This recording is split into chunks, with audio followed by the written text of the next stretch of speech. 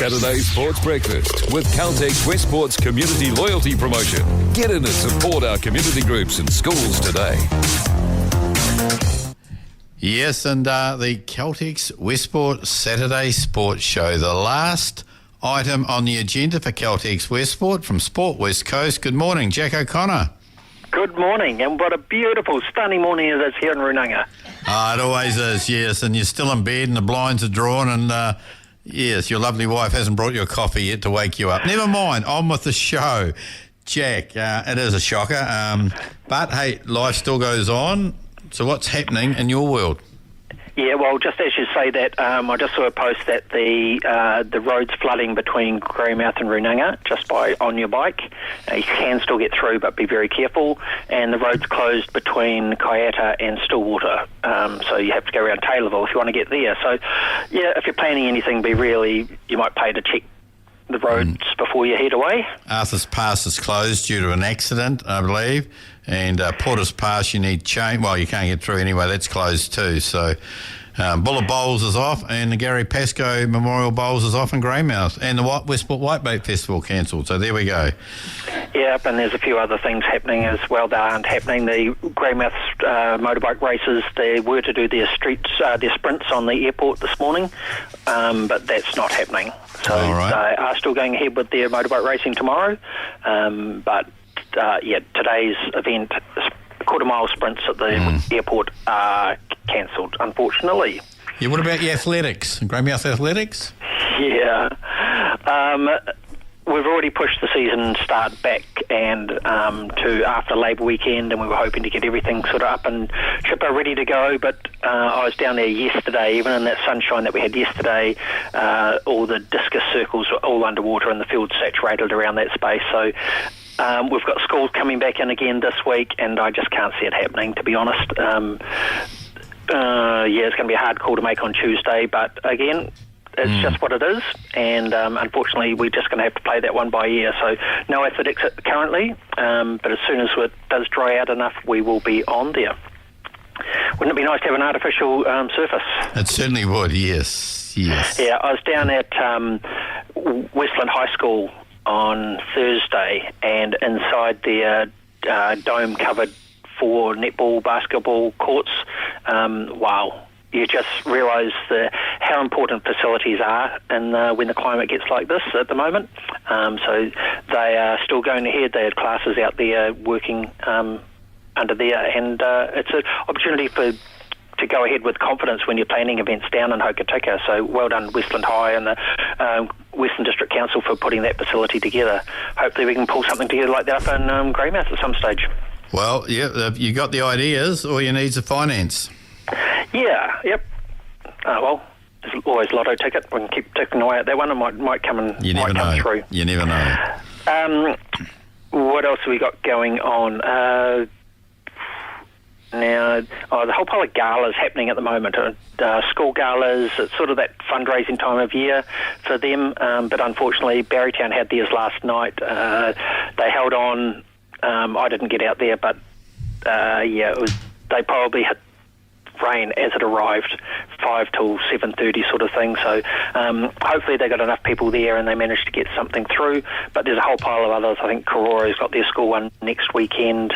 I see Lake Brunner's got one the following weekend. So, yeah, get out there and support those, see what some of the kids do. Quite often they actually display their work that they've done throughout the year, and it's actually quite interesting to go along and do that.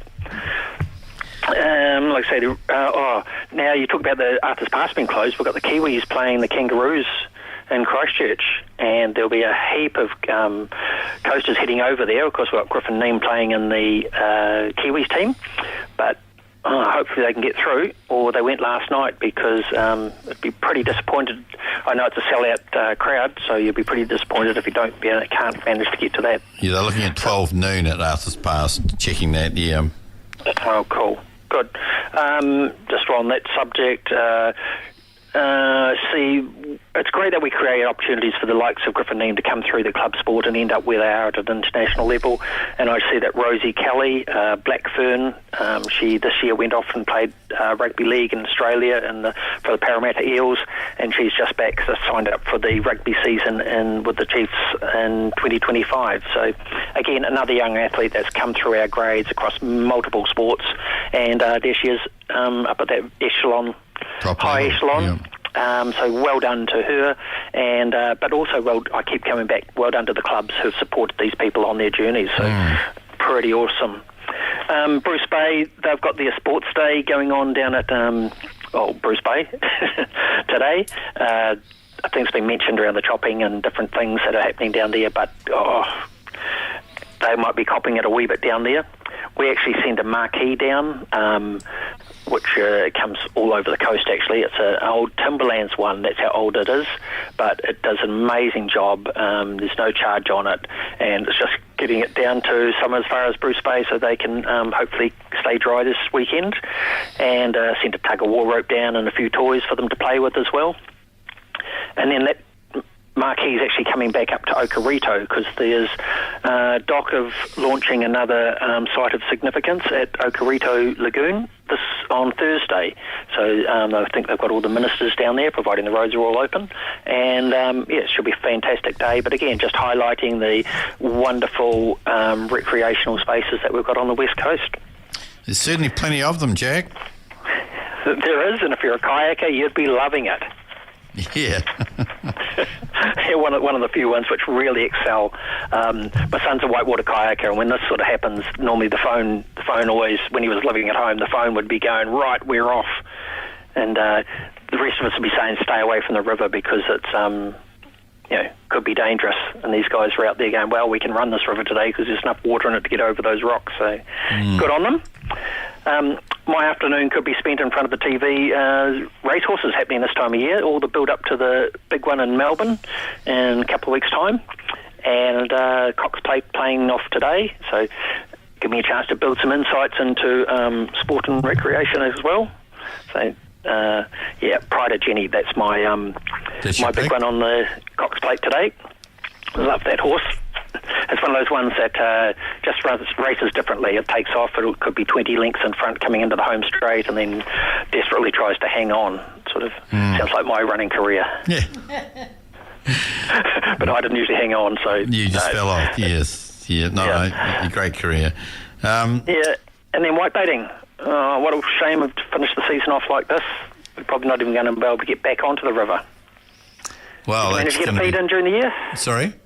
Did you manage to get a feed in? I did, yes. I had a feed there, what's today? Thursday night. Had a lovely feed, yes. Curtis, my brother. Thank you, Bruce.